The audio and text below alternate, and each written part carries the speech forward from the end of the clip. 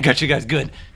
I got you guys good. You were like, hey, he's in the chair, and he's gonna turn around, and he's gonna be there, but I wasn't because I got no material today.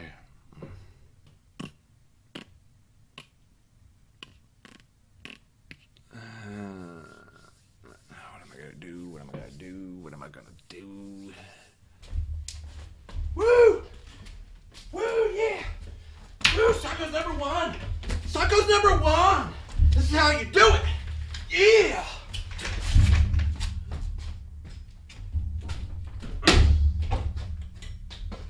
Karate punch! Karate punch!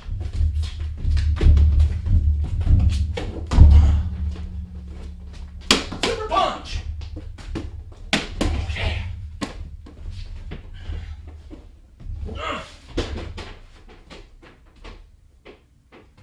Okay guys, I got it. So basically, there's no crypto news around, like, at all. And you might be like, there's no crypto news? Basically, no. So, you know what? I'm gonna go ahead and do something a little different today again. And today, it's gonna be the first 10 altcoins ever made, the history of them, I suppose, in my very own low-budget way. So I'm including 2 additional coins on this before the first 10 altcoins as a way to sum up the next 10 altcoins. So basically, we kind of have to start with BitGold, and not the BitGold that you see on CoinMarketCap that's for some reason $1,178 and has a 24-hour volume of $3 and somehow has a market cap of $223,000, which is like the most broken thing I have ever read. So not that one, but rather the one that Nick Szabo came up with. So now, once again, you kind of have to pull it back a little bit further. There was such thing as Hashcash, and it didn't really do anything. It was an anti-spam currency. So you can read about that. Again, this article will be in the description below, so you can read this article. It's very long. It's about Nick Szabo and how he essentially created Bitcoin before Bitcoin. So in 1998, he came up with this idea for an electronic currency using hashing power. So it was kind of the first of its kind, but then again, not really. So if you really want to go into it, there are other cryptographic currencies, but they never really went anywhere and never really became anything. And then if you even want to go further back than that, you just have to look into cryptography itself, which has been around for, who knows, hundreds or maybe thousands of years in some way, shape, or form. Now, cryptography was probably my least favorite part about the computer science courses I took in college. So the kind of mindset that really would do well in cryptography rather would be somebody that really likes puzzles, really likes Sudoku, really likes you know, the kind of person who can just take a look at those weird books that you have to look at the image for like 10 seconds and like it goes fuzzy and then a dolphin will appear. The kind of person that can see that immediately. That's probably the people who would like cryptography. If you don't like puzzles, math, or anything like that, don't go into cryptography. Just let other people do that for you. So let me read a little bit of this article, and I'm going to kind of skip to the third little section of the article here. So Szabo came up with BitGold in 1998, though he only fully described it in public in 2005. He proposed digital money scheme consisted of a combination of solutions, some of which were inspired by or resembled previous electronic cash concepts. So there has been more. The first central property of BitGold was proof of work, the cryptographic trick utilized by Dr. Adam back in his anti-spam currency, Hashcash. So proof of work represented the unforgeable costliness Szabo was looking for, as it required real-world resources, computing power, to produce these proofs. So BitGold's proof of work system started with a candidate string, basically a random number. Anyone could take this string and mathematically combine hash it with another newly generated random number. By the nature of hashing, the result would be a new, seemingly random string of numbers, the hash. The only way to find out what this hash looks like is to actually create it. It cannot otherwise be computed or predicted. The trick, also utilized in Hashcash, is not that all hashes are considered valid within the BitGold protocol. Instead, a valid hash, for example, start with a predetermined number of zeros, kind of like Bitcoin. Because of the unpredictable nature of hashing, the only way to find such a valid hash is trial and error. So therefore, your computer would just have to try and try and try until it got this predetermined number of zeros. So therefore, it proves its creator expended computing power. In the same way that, sort of like Bitcoin does, it requires a certain amount of zeros and such. Pretty complicated. This valid hash would, in turn, be the next BitGold candidate string. The BitGold system would, therefore, grow into a chain of proof of work hashes, and it'd always be the next candidate string to work with. Whoever would find a valid hash would quite literally own that hash, similar to how the person that finds a bit of gold or owns that as well. To establish this ownership digitally, BitGold used a digital ownership registry, another Hayek-inspired building block proposed by Szabo. In this registry, the hashes were linked to the public keys of their respective creators. It was also through this digital ownership registry that a hash could be transferred to a new owner. The original owner would literally sign off on a transaction with a cryptographic signature. The ownership registry was to be maintained by a BitGold property club. So this property club consists of club members, servers, that would keep track of which public keys own which hashes. This solution somewhat resembled Waydai's proposed replicated database solution for B-Money. Both Szabo and Day were not only active in the cypherpunks' mailing list, but also on a closed email list discussing these topics. But instead of Day's proof of stake system to keep the system up to date, Szabo proposed a Byzantine quorum system similar to security critical systems like airplane board computers. If only one or a minority of these computers should fall out of line, the system as a whole would continue to operate just fine. Only if a majority of computers were to fail at the same time would the system be in trouble. Importantly, none of these checks required courts or judges or police, backed by the state monopoly on violence. It would all be voluntary. So while this system in itself is not 100% watertight, it could be, for example, Sybil attacked, or the sock puppet problem. Szabo believed it could work itself out. Even in the scenario where a majority of club members would attempt to cheat, the honest minority could branch off into a computing ownership registry. Users could then choose which ownership registry to use, which Szabo thought would probably be the honest one. If the rules are violated by the winning voters, the correct losers can exit the group and reform a new group, inheriting the old titles, he explained. Users of the titles who wish to maintain correct titles can securely verify for themselves which splinter group has correctly followed the rules and switched to the correct group. As a modern-day example, this could be perhaps compared with Ethereum Classic, which maintains a version of the original Ethereum ledger that did not undo the DAO smart contract. So again, this article goes on, and it's really, really good, and I highly recommend you guys read this because it's just an interesting history and precursor to what we all love, Bitcoin. So very, very interesting that came along. So now we got to talk about Bitcoin as well. So this is the other bonus coin, because Bitcoin comes along in 2009. It's created by Satoshi Nakamoto, who is, honestly, in my opinion, more likely a group of people. There are all kinds of theories and all kinds of candidates. Nick Szabo, Hal Finney, Dorian Nakamoto, and many, many others that are considered to be either just the sole creator or a group of creators of Bitcoin. Also, there's the conspiracy tinfoil hat thing where people think the government created Bitcoin, and I'll talk about that in just a second, a little bit more, and that that they're trying to maybe make it like a test net, and they're like, okay, well, let's see what happens if we put Bitcoin on the public, and let's see what they do with it. Let's see what price it gets to. Let's see how many people hash it. Let's see how popular it gets. And then if it gets really popular, maybe we can use this as a government currency sort of deal, which honestly is really not a bad theory, considering when you look at a lot of the things, especially when you look at the Bitcoin, the current Bitcoin development group consists of a lot of weird producers, a lot of weird donators, and maybe I can get into that into another video, but there's plenty of that conspiracy stuff all over the internet. So Bitcoin is the next step, and instead of, you know, BitGold and using, you know, the server system, it uses a greater server system in a way. So it's very, very similar, but the hashing is quite a bit different.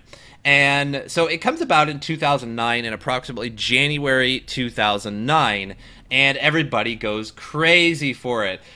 So, you know, it's a cryptocurrency, a form of electronic cash, decentralized digital currency without a central bank or a single administrator that can be sent from user to user on peer-to-peer Bitcoin network without the need for intermediaries. How do you guys like this? Wikipedia! Oh my god, this is the best source of information I know. But still, I think the video is kind of fun just to see some of the very first coins. So transactions are verified network nodes through cryptography and recorded in a public distributed ledger called the blockchain. Bitcoin was invented by an unknown person or group of people using the Satoshi Nakamoto and released as open source software in 2009. Bitcoins are created as a reward for a process known as mining that can be exchanged for other currencies. Products, services, research produced by the University of Cambridge estimates that in 2017 there were 2.9 to 5.8 million unique users using a cryptocurrency wallet, most of them using Bitcoin. So Bitcoin's been criticized for its use in illegal transactions, its high electricity consumption, price volatility, theft from exchanges, the possibility that Bitcoin is an economic bubble. Bitcoin has also been used as an investment, although several regulatory agencies have issued investor alerts about Bitcoin. Of course, plenty of good stuff in here as well. And you can also find out how Bitcoin, you can just Google how Bitcoin cryptography works. If you can understand that sort of thing, go for it. If you can't, try to read it anyway. But if you don't, then it'll certainly blow your mind if you've never taken any cryptography. And I have, and I'm still like, wait, what? And it can also actually be done by hand to figure out how the cryptography actually works, although you'll never actually solve a block doing that because this is not going to happen. But you can actually physically do it by hand as well, and people show you how to do that. So now I want to talk about a little bit more about the government thing, because SHA-2 is the cryptographic hash function, and it was designed by the United States NSA. So legit designed by the NSA. They were built using the Merkle-Damgard structure from a one-way compression function itself, built using the Davies-Meyer structure from a classified specialized block cipher. So totally just from a classified cipher. Don't worry about it, guys. It's all classified. So the SHA-2 family consists of 6 hash functions with digests that are 224, 256, 384, and 512 bits, otherwise known as SHA-224, 256, SHA-384, and SHA-512. So cryptographic hash functions are mathematical operations run on digital data by comparing the computed hash to a known expected hash value. So again, this article also goes and states about it a little bit more, and it shows you just a little bit more of how it works in a nutshell. And so yeah, totally made by the NSA, which isn't shady at all. So let's go on to the very first altcoin. So Bitcoin was created in 2009, and the very first altcoin ever created was called Namecoin.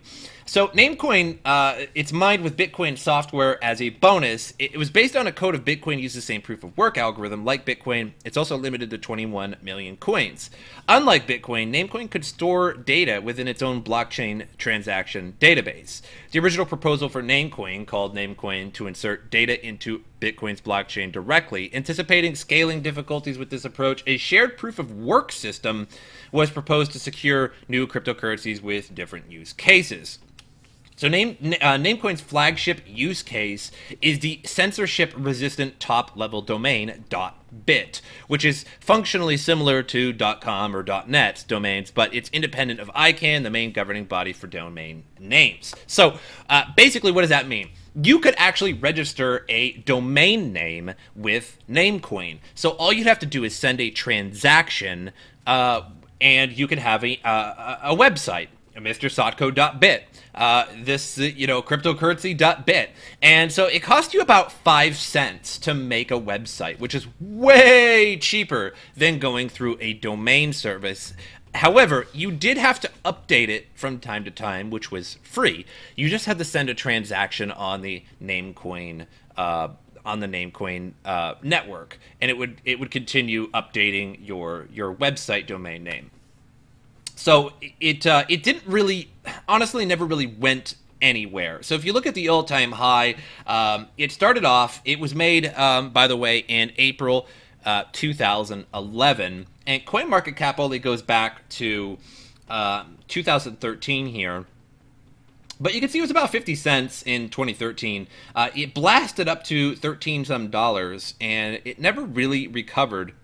And every once in a while, it goes through a little tiny pump, and it's worth a couple bucks. And now it's back down to 58 cents. So one thing I do want to show you is that on the Namecoin markets, you can buy it in several exchanges, Poloniex, Cryptopia, Wex. However, I don't know what happened because CoinMarketCap removed Wex from the price. So as you can see on Wex, it's like $4.63, and you can see on another website here, on another exchange, $2.55 with 0 volume. So on every other exchange, it's like 50, 60 cents. So I couldn't really say what is going on with that. If you go to the Reddit, people have questioned it, and they said that it was just removed from CoinMarketCap on Wex, so that kind of altered the price. So it is what it is. Moving on to the next coin made, and that was in October of 2011. So again, 2 years after Bitcoin. So essentially Bitcoin lasted 2 years without really anybody making any major coins after that. So Litecoin is, God, one of my favorite coins. It's a very, very popular coin. If you don't know what Litecoin is, hit yourself on the head with a little hammer and wake up to the crypto world. So Litecoin differs a little bit in that it basically is identical details to Bitcoin, except it was just lightened, hence Litecoin. So, the amount of actual currency in the Litecoin network was increased to 84 million as opposed to 21 million, so 4 times the difference of Bitcoin. It mined a little bit faster at first, but instead of using a hashing intense algorithm, it used a more RAM intense algorithm. So when it came out, it was intended just like Bitcoin, except it was using script instead of SHA-256. But it was intended like Bitcoin. When Bitcoin came out, it was intended to be mined on a CPU. People quickly realized that you could also mine Litecoin on a GPU, which was way faster than a CPU. Then people realized you could make an ASIC using script, which was a lot more expensive to make. So as you can see down here, it says, due to Litecoin's use of script algorithm, FPGA and ASIC devices made for mining Litecoin are more complicated to create and more expensive to produce than they are for Bitcoin, which uses SHA-256. So Litecoin still going strong today at $51. It reached an all-time high of nearly 400 at like 366 or so, and then dumped with the market as well.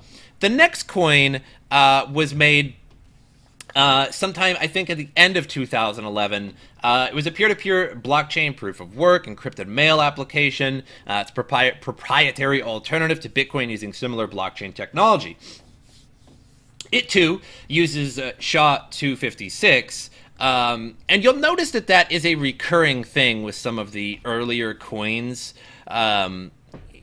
because there wasn't as many algorithms. Of course, the algorithms have been around for a long time, but now there's way more algorithms than there used to be as people get a little bit more tricky and people start to use algorithms that actually switch up algorithms to actually mine it. The name Swiftcoin derives from the Swift banking network, but it is not associated with it. Unlike Bitcoin, Swift coins cannot be mined. Swiftcoin is brought into existence upon the redemption of interest and principal of Solidus bonds. In theory, the value of Swiftcoin is a function of the caloric energy required to produce a quantity of electricity. This function has been patented by Daniel Bruno. The price of Swiftcoin is set by supply and demand in the open market. Currency swaps support the currency. The amount of Swiftcoin in circulation is elastic. Dynamic money supply reduces volatility. So as you can see here, Swiftcoin, 0.2 of a cent, well, 2.5 of a cent, if that's a thing, I guess, and been around for a long time. All-time high, it used to be much higher and never really changed all that much. You know, this only shows it back to 2018 for some reason, and CoinMarketCap just failing me a little bit there on the long-term price of Swiftcoin, which it may have been higher at one point in time, but now not really worth anything and just slowly going down over time. So another coin this says the initial release was 2014, but claiming it was up and running since. So the developers of the cryptocurrency had faked its discovery in 2014, claiming it was up and running from 2012. So now I might have these in slightly different order. So I tried my best to like find the very first coin and then move it on from there. So it depends on what you believe, whether the currency, the developers had it since then or what. But it was released to public in 2014.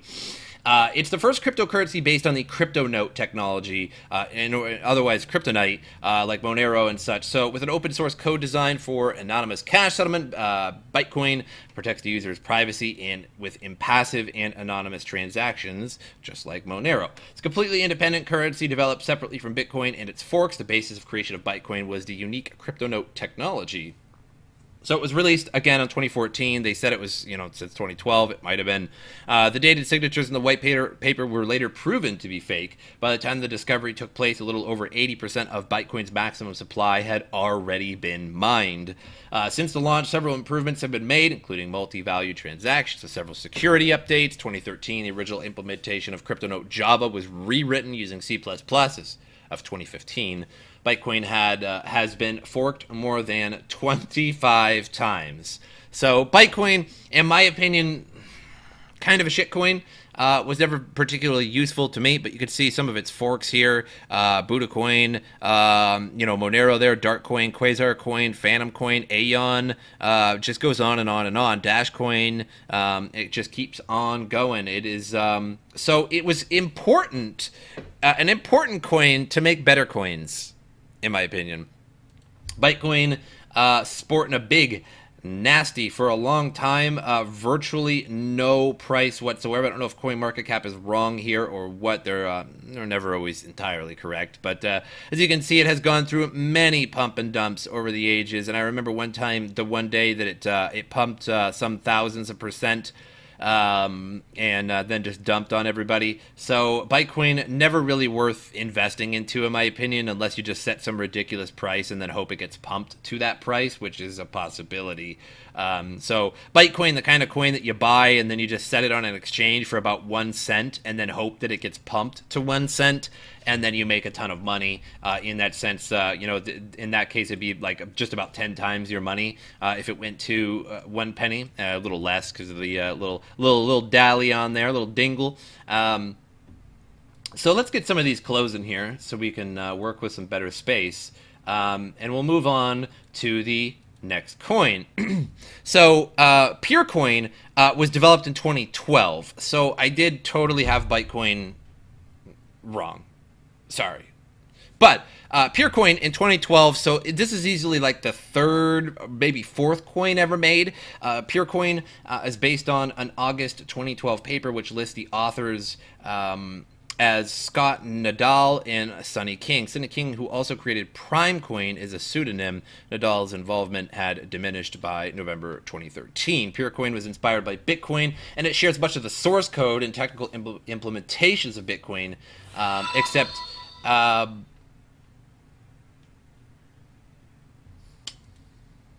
okay. So I just received a subscriber while I was recording. So I guess I gotta take off my CLR browser for live streaming. I've never had that happen before. But thank you for subscribing while I'm recording a video and not actually live. Interesting. Very interesting. I literally didn't know it could do that. Anyway, so Purecoin uses a proof of stake and proof of work system. So Purecoin has been around for a very, very, very long time. Unlike Bitcoin, Namecoin, and Litecoin, Purecoin does not have a hard limit on the number of possible coins, but is designed to eventually attain an annual inflation rate of 1%. There's a deflationary aspect to Purecoin, as the transaction fee of 0.01 PPC paid to the network is destroyed. This feature, along with the increased energy efficiency, aim to allow for long-term stability. And it's kind of been the case, except for some wild pumps here and there. But for the most part, Purecoin, for many years there, for a good couple years, was pretty stable until some pump and dumps came along and sort of tore it to pieces. So let's actually skip here to Primecoin, and this was made in 2013. Let's see. Let's check Doge, December 6, 2013. We'll go to Doge. We'll go to Doge first here. So Doge was another one of the very first altcoins, one of the very first 10 altcoins anyway. So these are all the first 10 altcoins, regardless if I have their dates a little mixed up. Whoops. But Doge is a cryptocurrency. It's you know, obviously, I like how I said Doge is a cryptocurrency. It's the internet meme. It was made as a joke. It was introduced as a joke currency on December 6th. Dogecoin quickly developed its online community, reached a capitalization of 60 million by January 2014. So wow, wow, wow. So basically, pretty fast there. It reached 60 million that fast. So compared with other currencies, Dogecoin has a fast initial coin production schedule. 100 billion coins were in circulation by mid-2015, with an additional 5.256 billion coins every year. As of June 30th, 2015, the 100 billionth Dogecoin was mined, and while there are a few, so that's a little old. While there are a few mainstream commercial applications, the currency's gained traction as an internet tipping system. It kind of used to be on Twitch and stuff like that. You could like tip people in Doge, but nobody really does that anymore. In social media, users grant Dogecoin tips to other users, and it has a history of fundraising as well. So in the 2014 Olympics, they funded the Jamaican bobsled team. There was a NASCAR. There was a Doge for water in Kenya. So they were donating, basically trying to make build wells in Kenya with Dogecoin. So it has a lot of fundraising features to it. Not that it's any different, but for just some reason, people like raising Dogecoin for fundraising purposes and charitable purposes. Dogecoin sitting at 0.4 of a cent. At its height, it had reached, can't really see it too well. I like how CoinMarketCap just doesn't really want to operate too well. But you can see it never really reached all that much for a long time. At its height, it was 1.5 cents at its high. And it never really recovered since. It gets pumped from time to time. You can see just all the time it gets pumped. So if you buy it at its low, you can make money with Doge just because it just always seems to go up. But the problem with Doge is that it's an inflationary currency and it will never stop being mined. And so eventually, you know, overall, you know, the price should go down over the years. It doesn't seem to be doing that now, but it is an inflationary currency because it will never, it'll just never stop being created. Feathercoin was made in April 16th, 2013, so a little earlier than Doge. It's an open source cryptocurrency published under the license of MIT based on the Litecoin protocol. Feathercoin successfully forked from Litecoin by the creation of its Genesis block. As a cryptocurrency creation and transfer of coins is based on an open source cryptographic protocol and is not managed by any central authority. The hashing algorithm chosen for Feathercoin was proof of work NeoScript, which had premiered on Phoenix Coin. NeoScript is 25% more memory intense, which makes it less feasible to create ASICs for it. So whenever you're mining NeoScript, oftentimes you're mining Feathercoin. The main programmer is Peter Bushnell, at the time running the information technology for the Brasenose College of Oxford University. He explained his motivation for developing the coin in an interview with Vitalik Buterin. 1 month after launching Feathercoin, Peter Bushnell left his job as the head of IT and lived off his Litecoin savings. Ooh, so he just made his own coin and got that fork. He left the development of the coin in 2014, working on projects such as Altcoin, and returned to the platform in late 2017, when likely Altcoin sucked, with the intention of bringing Feathercoin technically to the same level as Bitcoin Core 0.13, and subsequently adding Lightning and Barter Dex technology to the coin. So there's nothing really too crazy about Feathercoin, and honestly never was, and I don't think there ever will be, but it was one of the first coins forked from Litecoin and kind of created its own proof-of-work NeoScript instead of just script. So yeah, moving on to Gridcoin, October 2013. It's an open source network protocol using blockchain technology, like all of them are. Like Bitcoin, it's a peer-to-peer cryptocurrency, therefore function as a form of electronic money, because Wikipedia. Gridcoin seeks to distinguish itself from Bitcoin by adopting environmental-friendly approaches to distributing new coins and securing the network. Most notably, Gridcoin implements a proof of research scheme, which rewards users with Gridcoin for performing useful scientific computations on the Berkeley Open Infrastructure for Network Computing, a well-known distributed computing platform. Computing on these scientific projects supplants the cryptographic calculations involved in Bitcoin mining. Moreover, while Bitcoin secures its network through an energy-intensive proof-of-work scheme, Gridcoin uses a more energy-efficient proof-of-stake system. So, kind of both. Gridcoin, you have to use your computational power to help empower for science, which is, I mean, better than just making a coin. So it's a pretty good idea, but it's not just proof of work if you have to use your, your computational power to give it for science, essentially. So it's almost proof of work in that sense, but you get coins through the proof of work scheme. That's how they're actually created. But, interestingly enough, you have to use your computing power to get the coin. So you guys get what I'm saying there? Gridcoin at 1 cent used to be all the way up at 18 cents. And before that really was not worth much, and going right back down to the levels that it was well over a year or more ago. So again, one of the first coins ever made. 7th July 2013 was Primecoin. It implements a proof-of-work system that searches for chains of prime numbers. Primecoin was created by a person or group of people under the pseudonym Sunny King. This entity is also related to the cryptocurrency Peercoin. The Primecoin source code is copyrighted by a person or group called Primecoin developers and distributed under a conditional MIT X11 software license. Primecoin has been described as the main cause of spot shortages of dedicated servers because at the time it was only possible to mine the currency with CPUs. For the same reason, Primecoin used to be the target of malware writers. In April 2018, the creator of Z Classic, Rhett Creighton, proposed forking Primecoin with Bitcoin to create Bitcoin Prime, which I think does exist, if I'm not mistaken. So an interesting coin. It never really went anywhere, to be totally honest. Again, at 41 cents, but doesn't really matter what what it went to, I suppose. But you can see a daily volume, just not that much, 125,000, but still, 125,000. And you can see it at its all-time high, it reached like $7, but then just quickly went down well under $1 and pretty much stayed there for a really long time. And it got pumped recently, but that is about it. Let's see if Bitcoin Prime, because I'm pretty sure that Bitcoin Prime exists. Am I not mistaken? No. Okay, it was just proposed, and I think they're still proposing it. Yeah, because it wasn't that long ago. I do remember that in April 2018. I do remember that. Yeah, Bitcoin Prime. Yeah, exactly. So that may actually be a thing at some point, but I kind of doubt that coin will go anywhere either. So the last coin I have for you guys was implemented initially in 2012, but I think for the most part everybody remembers it in 2013.